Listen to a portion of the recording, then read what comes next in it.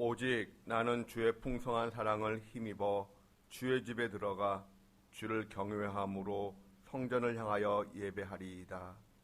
하나님은 영이시니 예배하는 자가 영과 진리로 예배할지니라. 아멘.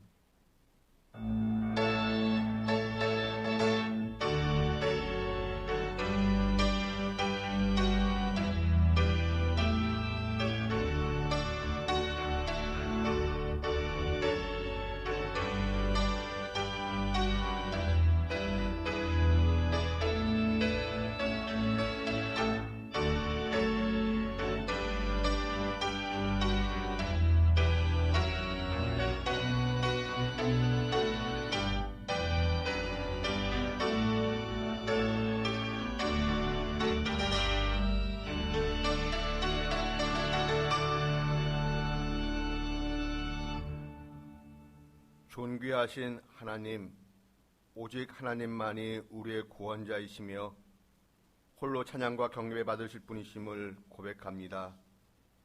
성부, 성자, 성령 삼위일체 하나님께 올려드리는 이 예배를 기쁘게 받아 주시옵소서. 예수님의 이름으로 기원하옵나이다. 아멘. 성시교독은 75번입니다.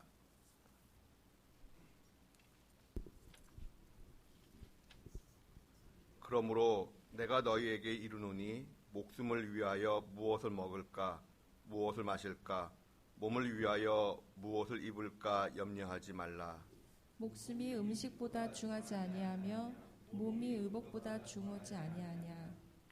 공중의 새를 보라. 심지도 않고 거두지도 않고 창고에 모아 들이지도 아니하되 너희 하늘 아버지께서 기르시나니 너희는 이것들보다 귀하지 아니하냐. 너희 중에 누가 염려함으로 그 키를 한 자라도 더할 수 있겠느냐. 또 너희가 어찌 의복을 위하여 염려하느냐. 들의 백합화가 어떻게 자라는가 생각하여 보라.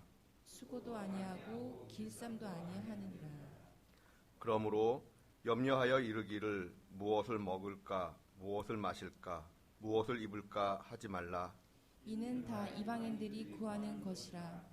너희 하늘 아버지께서 이 모든 것이 너희에게 있어야 할 줄을 아시느니라.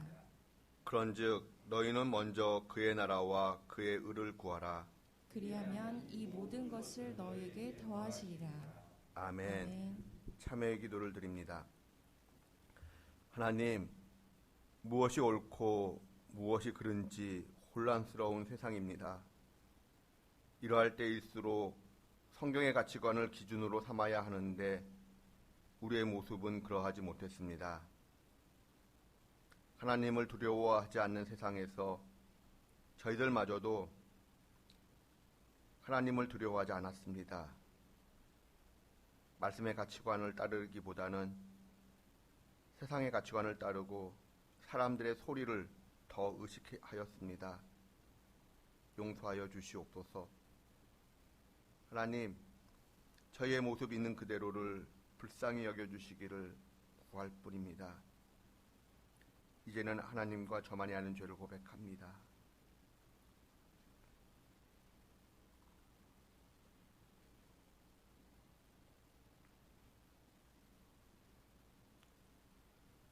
모든 사람이 죄를 범하였음에 하나님의 영광에 이르지 못하더니 그리스도 예수 안에 있는 속량으로 말미암아 하나님의 은혜로 값없이 의롭다 하심을 얻은 자 되었느니라. 그러므로 주 예수 그리스도 안에 있는 자에게 결코 정죄함이 없느니라. 아멘. 이제는 우리의 신앙을 한 목소리로 고백하오니 나는 전능하신 아버지 하나님, 현재 창조주를 믿습니다. 나는 그의 유일하신 아들 우리 주 예수 그리스도를 믿습니다. 그는 성령으로 잉태되어 동정녀 마리에게서 나시고 본디오 빌라도에게 십자가에 못 박혀 죽으시고 장사된 지 사흘 만에 죽은 자 가운데서 다시 살아나시고 하늘에 오르시어 전능하신 아버지 하나님 우편에 앉아 계시다가 거기로부터 살아있는 자와 죽은 자를 심판하러 오십니다. 나는 성령을 믿으며 거룩한 공교회와 성도의 교제와 죄를 용서받는 것과 몸의 부활과 영생을 믿습니다. 아멘. 자리에 앉으셔서 찬송가 73장 찬송하겠습니다.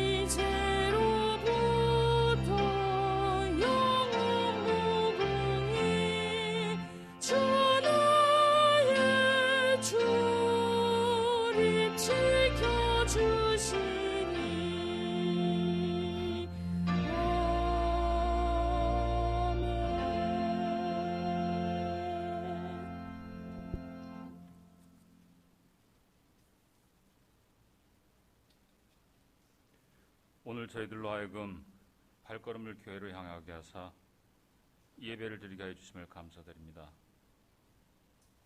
예배 드리는 이 시간 하나님께서 내 몸과 마음을 정화하시고 사랑과 은총을 충만하게 해 주시옵소서. 가장 가난한 나라 중에 하나였던 대한민국이 오늘날 선진국의 대열에 합류하게 됐습니다. 이만큼 성장 발전한 것도 조상 및 선배들의 노력과 실로 하나님의 은혜임에 감사를 드립니다. 선진국으로 발전되었다고는 하지만 우리 주위를 둘러보면 아직 많은 부분에 대해서 공감이나 실감이 느껴지지 않는 것도 많이 있는 것 같습니다. 우리들이 모르고 소외되고 어려운 이웃에 대해 관심과 사랑을 갖도록 하여 주시옵소서. 또한 어려운 세계를 향하여 우리나라가 도와줄 수 있는 진정한 선진 모범 국가가 될 수 있도록 하여 주시옵소서. 삶은 사랑하기도 짧은 시간이라고 생각합니다. 그러나 세상을 보는 시각들이 너무나 차이가 있음을 느끼게 됩니다.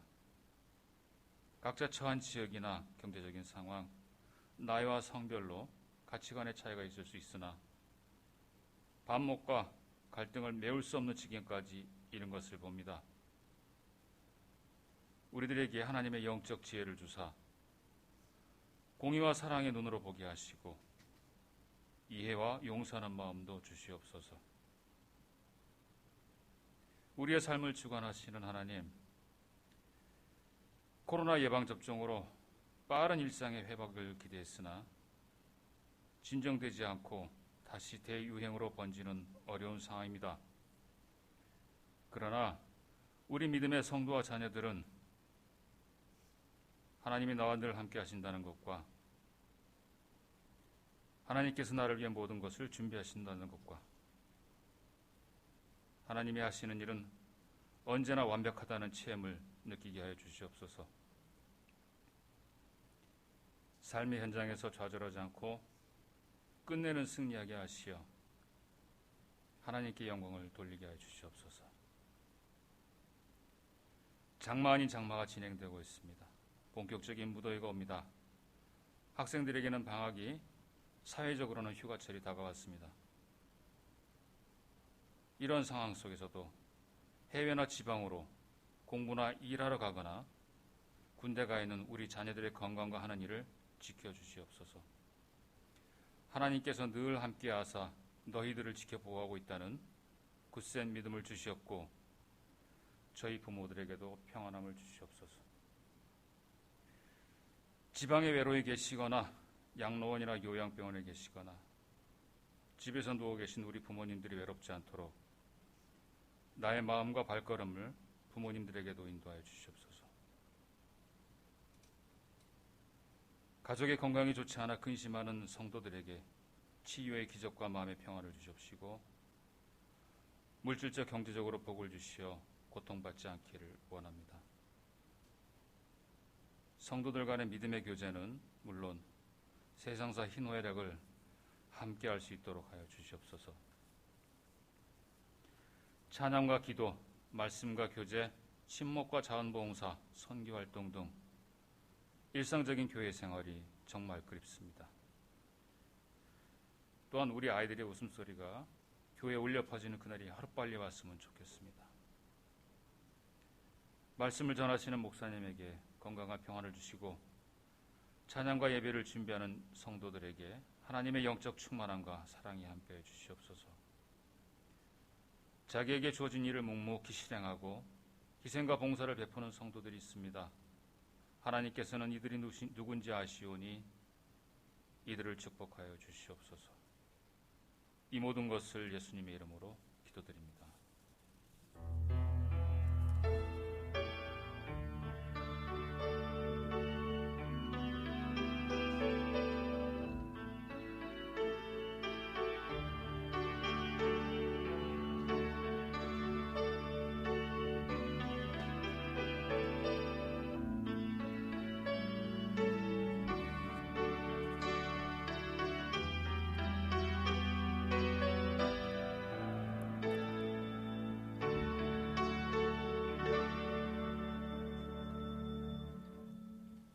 하나님의 말씀은 출애굽기 20장 1절부터 17절입니다.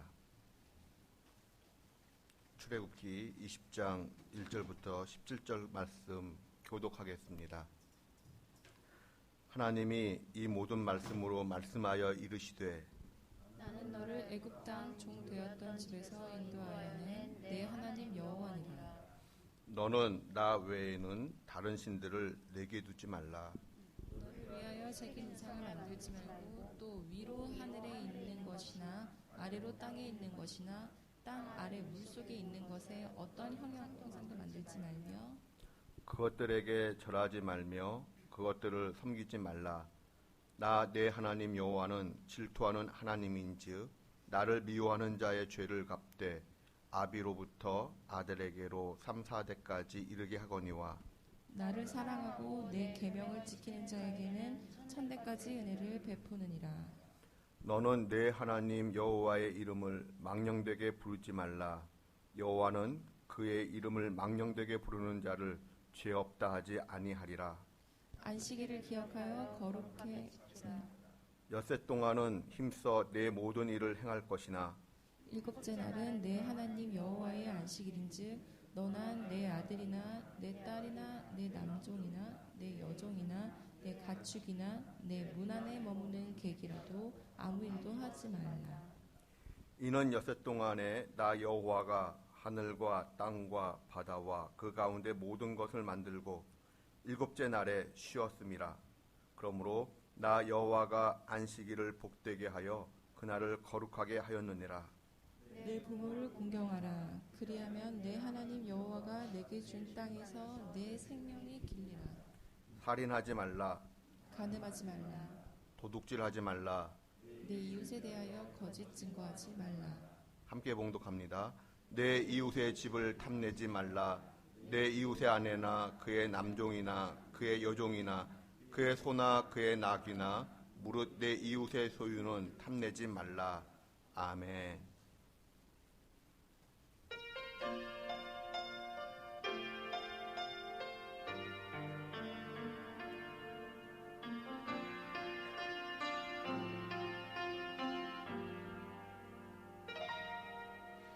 내가 누려왔던 모든 것들이, 내가 지나왔던 모든 시간이, 내가 걸어왔던 모든 순간이 당연한 것 아니라 은혜였소. 아침에 해가 뜨고 저녁에 노을, 봄의 꽃향기와 가을의 열매, 변하는 계절의 모든 순간이 당연한 것 아니라 은혜였소. 모든 것이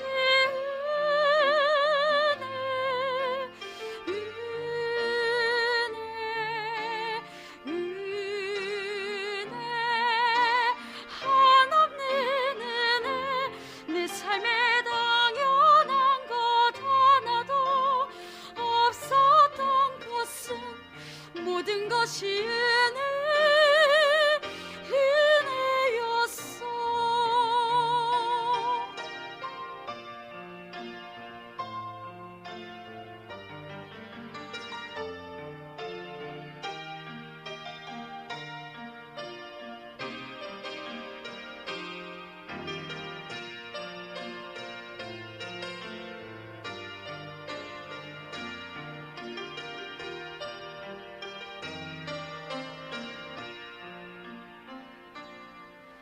내가 이 땅에 태어나 사는 것, 어린아이 시절과 지금까지 숨을 쉬며 살며 꿈을 꾸는 삶, 당연한 것 아니라 은혜였소. 내가 하나님의 자녀로 살며 오늘 찬양하고 예배하는 삶, 복음을 전할 수 있는 축복이 당연한 것 아니라 은혜였어. 모든 것이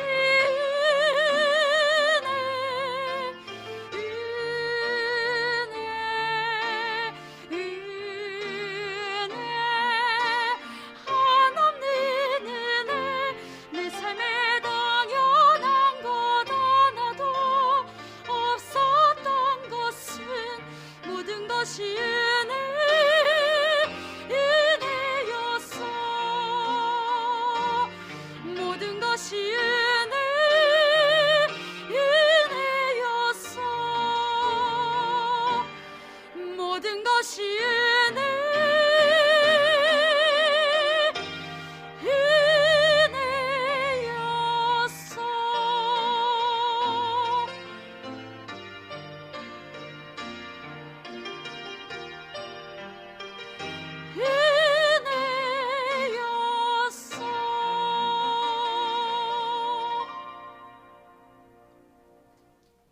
아멘. 지난 주에 언급했던 바와 같이 십계명은 하나님과 이스라엘 백성 사이에 맺은 일종의 결혼 서약과 같습니다. 그러므로 십계명은 슬기로운 결혼 생활 지침서라고 할 수 있습니다. 이스라엘 백성들이 하나님과 행복한 결혼 생활을 유지할 수 있도록 돕는 슬기로운 결혼 생활 지침서입니다. 하나님께서 이스라엘 백성들을 신부로 선택하셨습니다. 그러나 그 많은 민족들 가운데 왜 하필 이스라엘 민족인가 라고 하는 그 궁금증이 우리에게 있습니다. 사실 하나님께서 왜 이스라엘 백성들을 선택하셨는지 우리는 알지 못합니다. 그럼에도 불구하고 굳이 이유를 찾아내어 본다면 신명기에 이런 말씀이 기록되어 있습니다. 우리 신명기 7장 6, 7, 8절을 함께 봉독합니다. 너는 여호와 내 하나님 여호와께서 지상 만민 중에서 너를 자기 기업으로 택하셨나니 여호와께서 너희를 기뻐하시고 너희를 택하심은 너희가 다른 민족보다 수요가 많기 때문이 아니니라. 너희는 오히려 모든 민족 중에 가장 적으니라. 여호와께서 다만 너희를 사랑하심으로 말미암아 또는 너희의 조상들에게 자기의 권능의 손으로 너희를 인도하여 내시되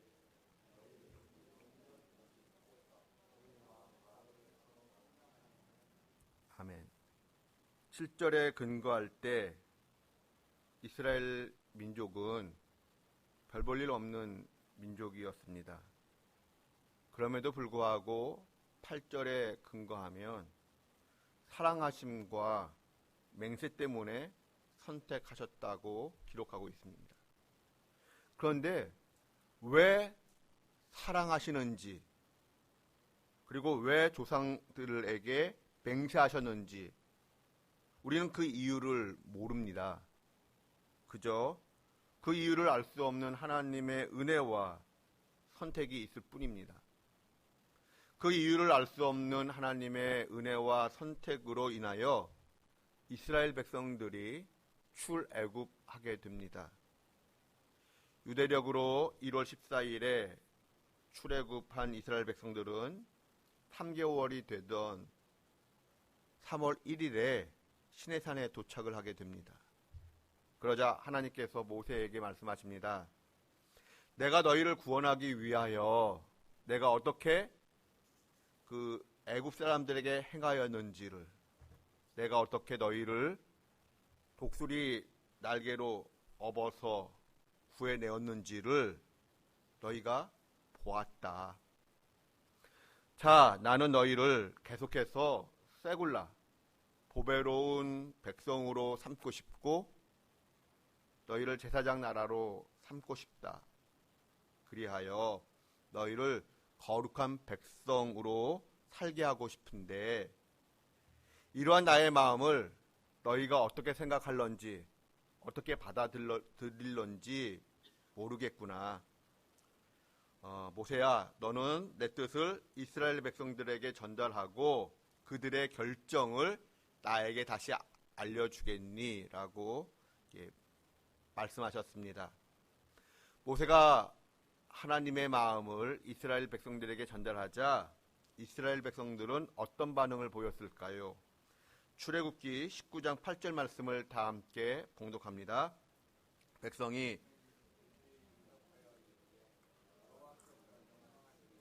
네가 다 행하리이다. 아멘. 그리하여 이스라엘 백성들은 하나님의 뜻을 따라 3일 동안 거룩한 몸을 유지하며 일종의 결혼식 준비에 들어갑니다. 지금 무엇을 이야기하고자 하는가 하면 하나님께서 십계명을 일방적으로 명령하신 것이 아니다라는 것입니다. 언약을 맺기로 약속한 지 3일이 지나 드디어 오순절이 되었습니다. 그러자 하나님께서 시내산에 강림하셨습니다. 여기서 잠깐 시간과 관련하여 우리의 신앙 고백을 다시 한번 점검합니다. 하나님께서 천지 만물을 창조하실 때 넷째 날에 해와 달과 별을 만드셨습니다. 그리고 징조와 계절과 날과 해를 이루게 하셨습니다. 그런데 여기 계절로 번역된 히브리어 모아딤은 절기라는 뜻도 가지고 있습니다. 무슨 뜻인가 하면 하나님의 경륜과 계획 속에서 절기들, 즉 유월절, 칠칠절, 초막절과 같은 절기들이 천지 창조 때 이미 확정되었다는 것입니다. 즉 어떤 사건이 먼저 일어나고 그 후에 그 사건을 기념하기 위하여 절기가 정해진 것이 아니다라는 것입니다. 하나님의 경륜과 계획 속에서 천지 창조 때 하나님의 절기는 이미 결정되었습니다. 그 후 하나님께서 정하신 때가 참에 하나님께서 정하신 그 절기에 맞추어 하나님께서 원하시는 사건들이 하나씩 하나씩 일어났다는 것입니다. 이와 같이 하나님께서 정하신 오순절이 되자 하나님께서 목소리로 십계명을 직접 말씀하셨습니다. 뿐만 아니라 하나님께서는 손가락으로 십계명을 직접 써주셨습니다. 히브리어 원문은 손가락으로 쓰셨다라고 기록되어 있습니다. 다른 율법에서는 볼 수 없는 장면이지요. 그러한 측면에서 십계명은 중요하고 또한 의미를 가집니다. 이러한 십계명의 핵심은 예수님께서 말씀하셨던 바와 같이 하나님을 사랑하고 이웃을 사랑하는 것입니다. 오래전에는 주일에 어린이 오후 예배가 있었습니다. 초등학교 1학년, 2학년 아이들을 담당했을 때의 일입니다. 주일 오후 시간은 교사들이 돌아가면서 공과 공부 형태로 그 내용을 그 공과 공부의 그 내용을 설교식으로 전달하였습니다.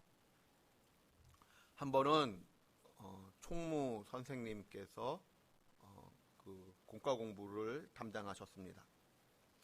그때 그 공과 공부 제목이 무엇이었는가 하면 예수님이 가르쳐 주신 두 계명이었습니다.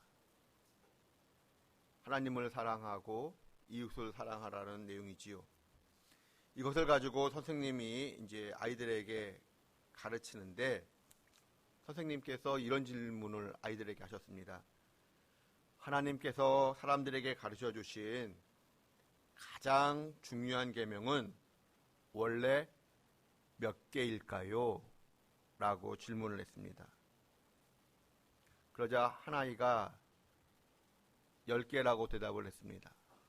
그랬더니 선생님은 아니다라고 대답을 하셨습니다.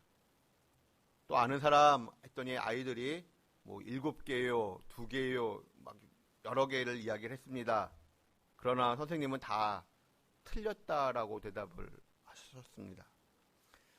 시간이 흐른 후 더 이상 아이들의 대답이 없자 선생님은 이렇게 말씀하셨습니다.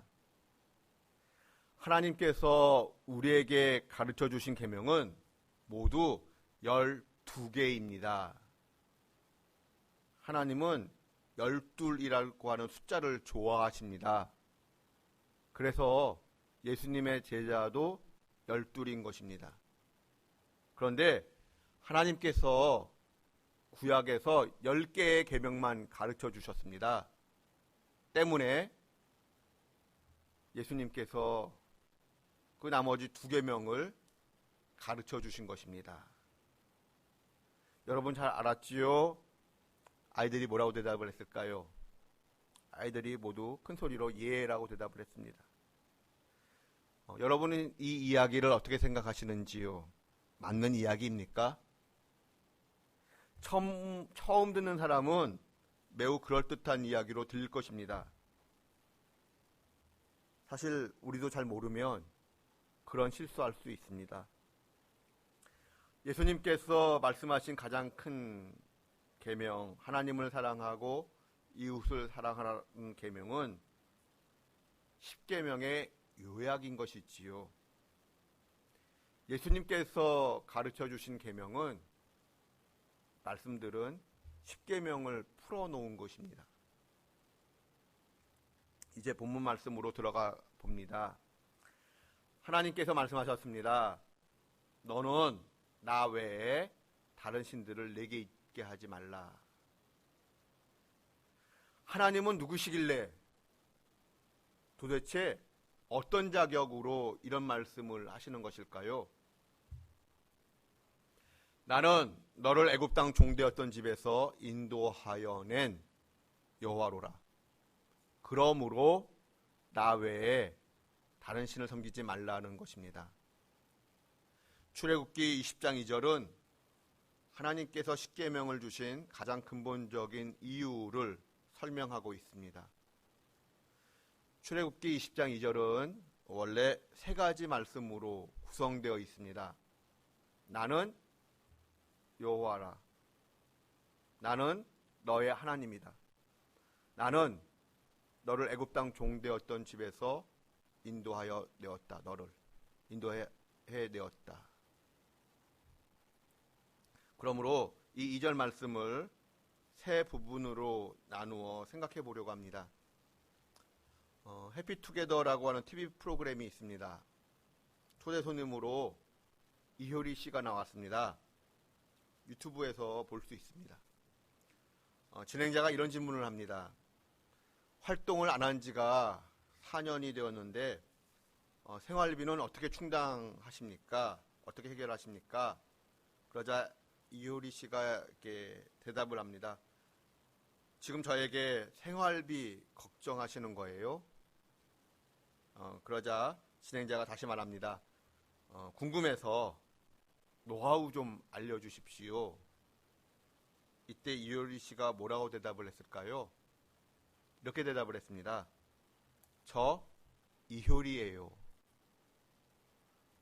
동문서답 같지만 저 이효리예요 라고 하는 이 짤막한 대답 속에 이름의 힘, 이름의 가치를 느낄 수 있습니다. 출애굽기 20장 2절은 10계명을 주시는 분이 누구신지를 밝히고 있습니다. 나는 여호와다. 나는 여호와다라고 하는 이 말씀 속에 하나님의 정체성은 무엇인지, 하나님의 성품은 어떠하신지, 하나님께서 핵심 가치로 여기시는 것은 무엇인지, 이 모든 것이 나는 여호와다라고 하는 이 대답 속에, 말씀 속에 함축되어 있습니다. 사실 나는 여호와다, 여호와라고 하는 하나님의 이름은 이름이라기보다는 하나님의 속성입니다.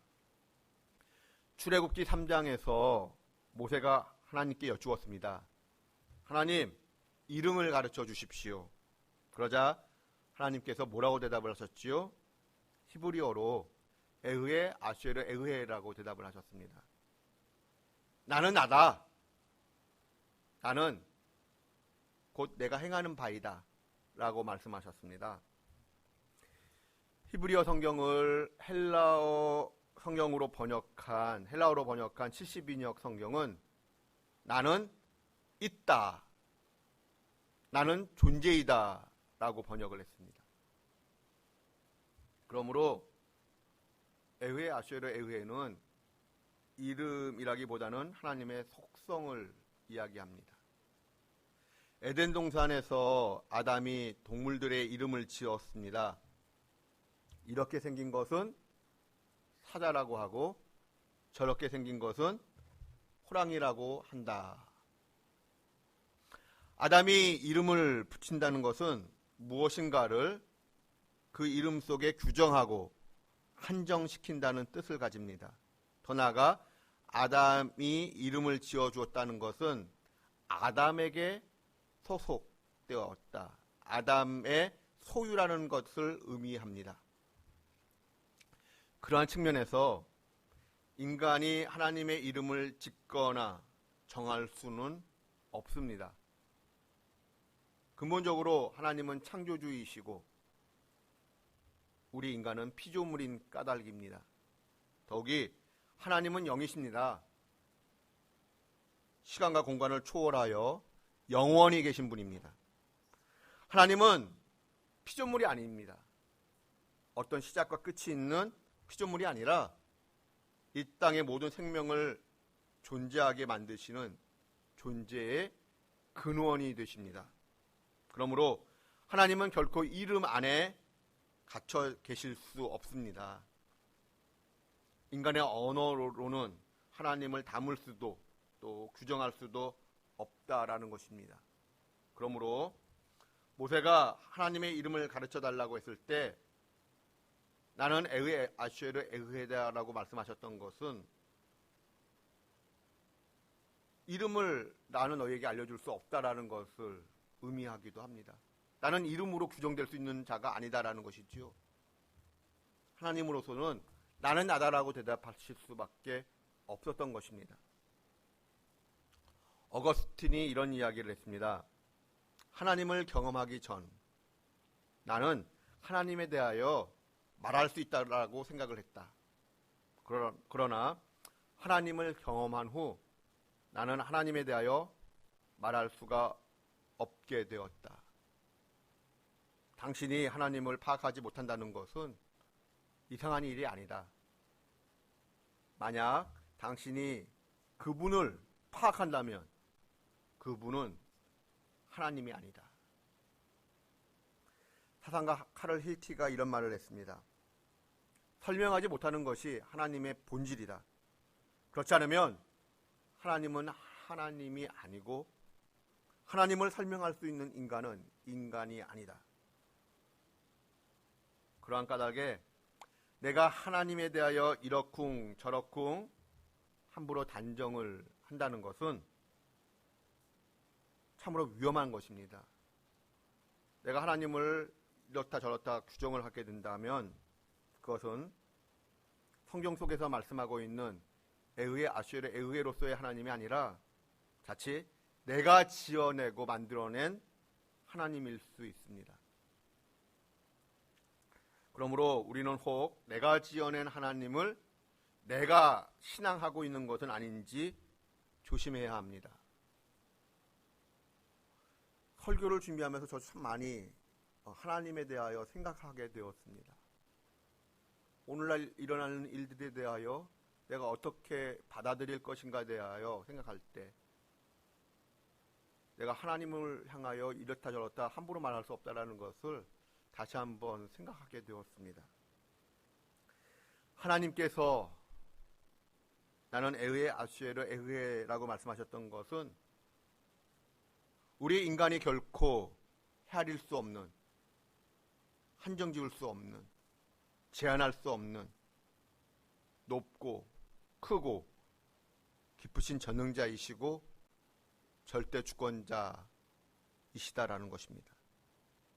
그럼에도 불구하고 하나님은 연약한 우리 인간의 이해를 돕기 위하여 더 나아가 우리와 교통하시기 위하여 하나님은 나는 나다, 나는 있다라고 대답하셨던 그것을 이름으로 간주해 주셨습니다. 그리하여 예흐에 아슈에르 에흐에는 마치 하나님의 이름으로 굳어지게 되었고 우리는 하나님의 이름을 에흐에 즉 여호와라고 부르게 되었습니다. 그러므로 하나님 스스로가 나는 여호와라고 이름하여 말씀하셨다는 것은 우리 인간을 위하여 하나님 스스로가 낮아지셨다. 하나님의 자기 비하를 이야기할 수 있는 것입니다. 여호와라고 하는 이름 속에는 우리를 위하여 낮아지신 하나님의 사랑이 담겨져 있습니다. 그렇다면 그러한 여호와라고 하는 이름을 성경 속에서는 주로 어느 때 하나님께서 나는 여호와다라고 드러내셨을까요? 출애굽기를 포함하여 이름의 용례를 확인해 보면 언약을 지키시는 하나님께서 그 언약을 신실하게 지키셔서 구원의 은혜를 베풀고자 하실 때에 하나님은 여호와라고 하는 이름을 자주 사용하셨습니다. 그런데 그 여호와라고 하는 이름을 오늘 본문 말씀에 보면 나를 위하여 사용하시겠다는 것입니다. 여기에 복음이 있습니다. 하나님께서 말씀하십니다. 나는 너의 하나님으로 불려지기를 원한다. 하나님의 정체성을 너의 하나님, 즉 너를 위하여 헌신하는 하나님으로 규정하시겠다는 것입니다. 하나님께서 말씀하십니다. 너를 구원하기 위하여 하나님, 즉 나의 힘과 능력과 권세를 사용한다. 그렇다면 내가 누구이기에 나를 구원하기 위하여 하나님의 힘과 권세와 능력을 사용하신다라는 것입니까? 내가 누구간데? 애굽에서 종살이를 하던 노예입니다. 그 당시 노예라 함은 사람이 아니었습니다. 사람으로서의 존재 가치를 잃어버린 자입니다. 그러므로 애굽에서 종살이하던 노예라 함은 죄로 인하여 영적으로 망가지고 더럽혀진, 그래서 사람으로서의 존재 가치가 전혀 없는 마치 쓰레기 같은 인생을 이야기합니다. 그렇다면 정말 궁금증이 생기는 것이지요. 아니, 전능하신 하나님께서 절대 주권자가 뭐가 아쉬워서 마치 쓰레기 같은 노예를, 그러한 존재 가치의 사람을 자녀 삼기를 원하시고 그를 위하여 헌신하시고 사랑하신다라는 것입니까? 그러므로 하나님의 선택은 미스터리이고 이유를 알 수 없는 은혜이고 사랑입니다. 그렇다면 애굽의 노예가 된 나를 하나님의 백성 삼고자, 하나님의 자녀 삼고자, 하나님의 신부 삼고자 여호와 하나님은 무슨 일을 하셨습니까? 하나님께서 말씀하십니다. 나는 너를 애굽 땅 종되었던 집에서 너를 건져내었다. 출애굽기 6장 7절 말씀을 다 함께 봉독합니다. 너희를 내 백성으로 삼고 나는 너희의 하나님이 되리니 나는 애굽 사람의 무거운 짐 밑에서 너희를 빼낸 너희의 하나님 여호와인 줄 너희가 알리라. 지금 이 말씀에 기초할 때 출애굽의 목적은 무엇입니까? 이스라엘은 하나님의 백성이 되는 것이고 하나님은 이스라엘의 하나님이 되는 것입니다. 그 목적을 위하여 하나님께서 이스라엘 백성들을 애굽 땅에서 출애굽시키셨다는 것입니다. 건지셨다는 거지요. 그리고 하나님은 그 말씀하신 바대로 그 약속을 지켜내셨습니다. 그러므로 출애굽기 20장 2절을 보시면 과거형으로 표현되고 있습니다. 나는 너를 애굽 땅 종되었던 집에서 인도하여 낸 여호와라. 이미 내었다는 겁니다. 이것은 인간의 행위와는 상관없이 베풀어 주시는 하나님의 은혜를 드러냅니다. 인간의 어떤 행위가 구원을 받기 위한 전제 조건이 아니다라는 것이지요. 하나님께서 베풀어 주신 구원이란 이와 같이 아무 공로 없는 자에게, 아무 자격 없는 자에게 공짜로 베풀어 주시는 은혜입니다. 그러므로 십계명을 지키는 것은 하나님의 은혜에 대한 보답이고 구원의 응답으로서 거룩을 지향하는 것입니다. 그럼으로써 행복한 삶의 지혜를 누리게 되는 것이지요. 오늘까지 이제 서론을 마치고 다음 주부터 십계명을 생각해 보려고 합니다. 직접 그 계명 하나하나를 생각해 보려고 하는데 하나씩 살펴보게 될런지 또 이렇게 두 개씩 이렇게 합쳐서 보게 될런지는 아직 결정하지를 못했습니다. 그러나 십계명을 설교하는 동안 우리 모두가 십계명을 계속 읽고 묵상했으면 좋겠습니다. 출애굽기 20장과 신명기 5장에 십계명이 기록되어 있는데 십계명만 성경 말씀을 통해 이렇게 읽을 때에 1분 40초 전후가 걸립니다. 적어도 이제 한 달 이상 십계명을 설교하게 될 터인데 적어도 하루에 5번씩 십계명을 우리가 읽었으면 좋겠습니다. 매일마다 우리가 십계명을 5번씩을 적어도 읽었으면 좋겠습니다. 묵상이 뭐라고 그랬지요? 계속 중얼거리면서 그 말씀을 암기하다시피 되새김질하는 것이라고 그랬지요.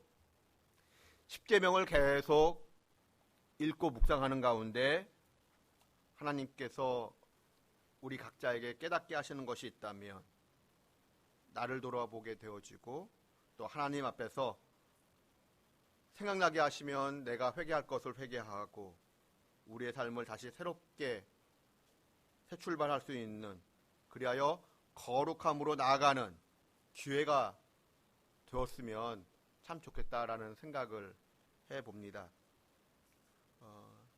생명의 삶으로 출애굽기를 묵상하면서 십계명을 이렇게 한번 이렇게 묵상해보면 좋겠다라는 생각이 들었습니다.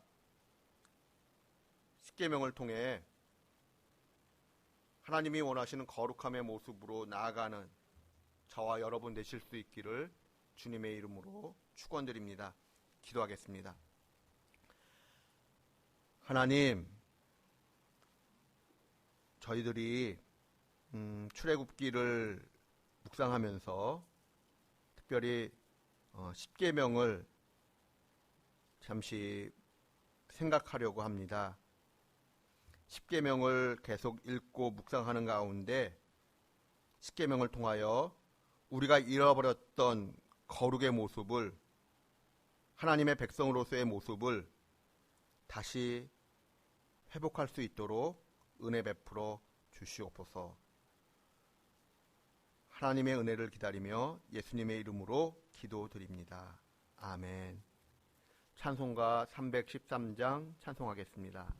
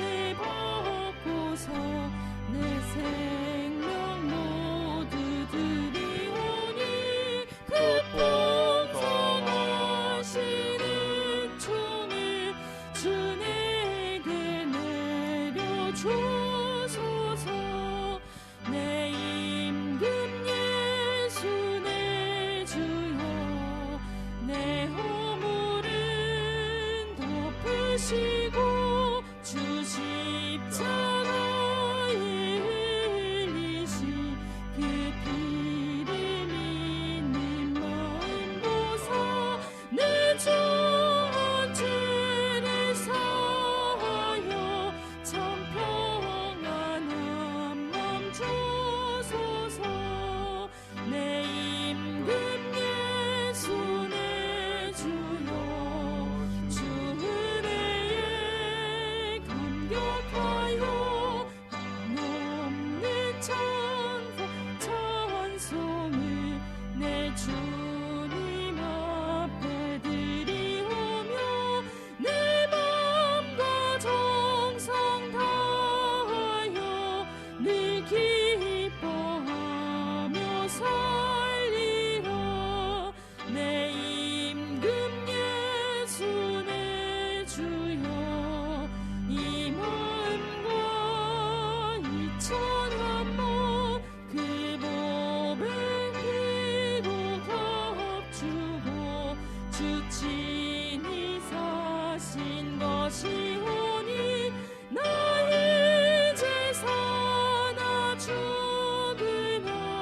주 뜻만 따라 살리라.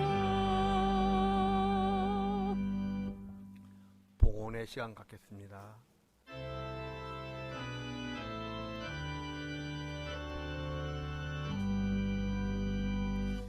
모든 것이 주께로부터 왔으니 이 예물을 주께 드리나이다.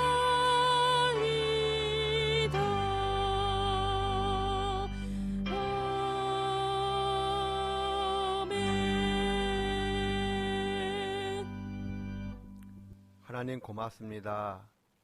주님 앞에 나오면서 우리의 몸과 마음을 대신하여 예물을 드리게 하시니 감사합니다.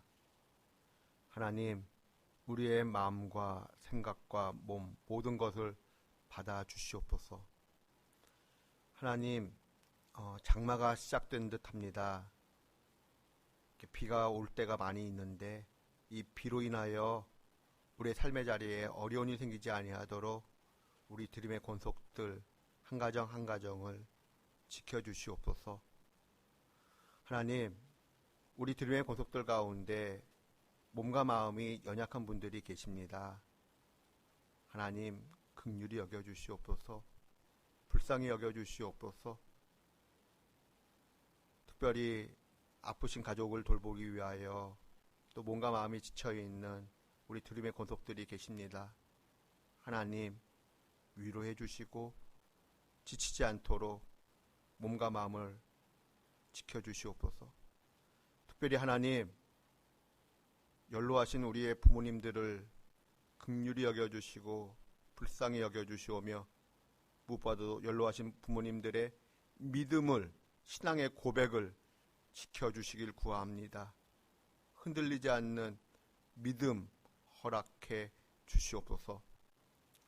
하나님, 우리 드림의 가족들 해외에 있든지 지방에 있든지 군에 있든지 어느 곳에 있든지 그 있는 곳에서 하나님께 영광 돌리는 삶을 살게 하여 주시오며 특별히 입시를 준비하고 있는 우리 수험생들 하나님 몸과 마음 지치지 않도록 은혜 내려 주시옵소서. 하나님, 코로나로 인하여 생각지 않은 상황이 발생하였습니다. 이제 모든 것이 정상적으로 이제 예배가 되어질까라고 모든 것들을 준비하고 있었는데 오히려 상황이 안 좋게 전개되었습니다.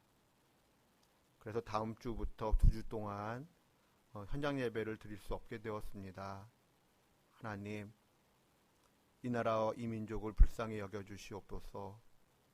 하나님을 믿는 이 주의 백성들을 긍휼히 여겨주시옵소서. 하나님, 아무쪼록 이 코로나로 인한 어려움들이 속히 잘 해결되어질 수 있도록 은혜 내려주시옵고 이 코로나로 인하여 어려움을 겪고 있는 또 의료진과 또 환우들을 하나님 불쌍히 여겨주시옵소서. 우리나라를 비롯하여 전 세계의 모든 아파하는 자들을 하나님께서 굽어 살펴주시기를 구하오며 우리에게 생명을 주신 예수님의 이름으로 봉헌 기도드리옵나이다. 아멘. 예, 자리에 앉아주시기 바랍니다. 사회적 거리두기 그 4단계가 내일부터 실시가 됩니다. 그래서 수요기도회와 다음 주일 예배는 온라인으로 드려지게 됩니다. 따라서 내일부터 2주 동안 새벽기도회에는 교회에서 모이지 않겠습니다. 각 가정에서 개인적으로 생명의 삶 본문을 가지고 묵상과 기도해 주시기를 부탁드립니다. 주보를 통해서 다시 한번 확인해 주시면 될 것이고요. 그래도 새로운 한 주가 오늘로부터 시작이 됩니다. 하나님의 은혜와 하나님의 샬롬이 여러분의 가정들마다 한가득 임하여 주시기를 기원합니다. 우리 다 함께 찬송가 314장 찬송하겠습니다.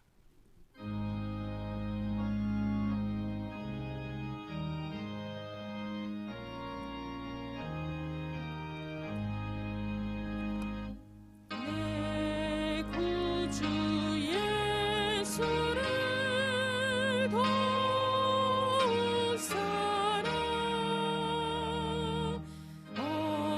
엎드려 비는 말 들으소서. 내 진정 소원이 내 구주 예수를 더욱 사랑 더욱 사랑.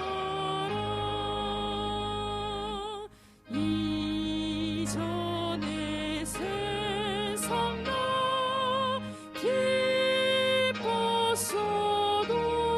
기뻤어도 지금 내 기쁨은 오직 예수. 다만 내 피는 말 내 구주 예수를 더욱 사랑 더욱 사랑. 이 세상 떠날 때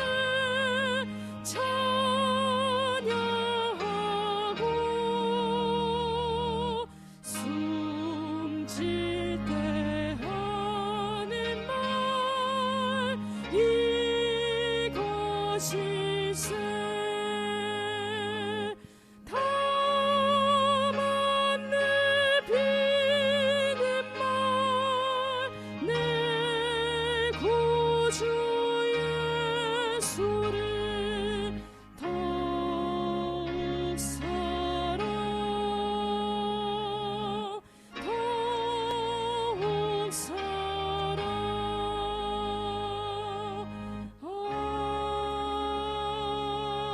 아멘.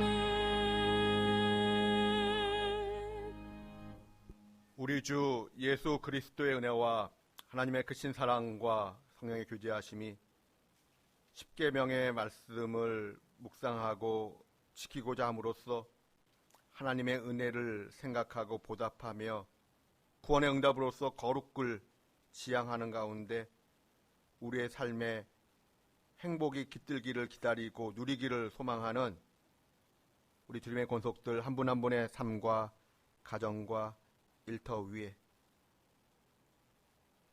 우리 조국 대한민국의 미래와 번영 위에 그리고 세계 열방에서 오늘도 목숨을 걸고 복음을 증거하시는 선교사님들의 사역 위에 그리고 오늘 우리 성경학교 마무리 짓는 우리 유치부 그리고 또한 교회학교 귀한 아이들 위에 지금부터 영원까지 늘 함께 하시기를 간절히 축원하옵나이다.